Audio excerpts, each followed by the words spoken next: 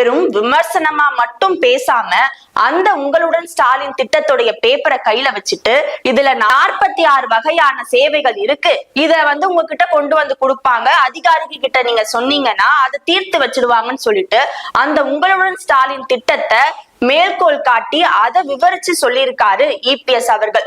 இத அவர் விமர்சனம் நினைச்சுதான் பண்ணாரு. இவ்வளவும் பண்ணிட்டு தமிழகத்தை மீட்பதற்கோ மக்களை காப்பாத்துறதுக்கோ அதிமுக அரசு இருக்கு, அதனால ஸ்டாலின் அவர்களுக்கு பாய் பாய்ன்னு சொல்லி அந்த பிரச்சாரத்துல அவர் பேசியிருந்தாரு.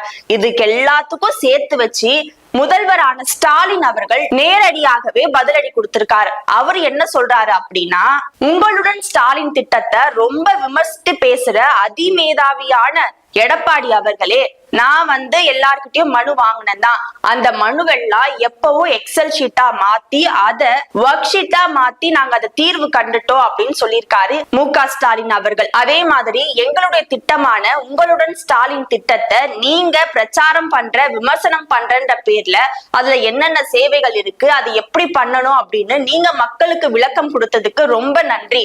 நீங்க விமர்சனம் பண்றன்ற பேர்ல எங்களோட திட்டத்துக்கு விளம்பரம் கொடுத்திருக்கீங்க, அதுக்கு நன்றி அப்படின்னு சொல்லி ஸ்டாலின் அவர்கள் இபிஎஸ் பார்த்து சொல்லியிருக்காரு.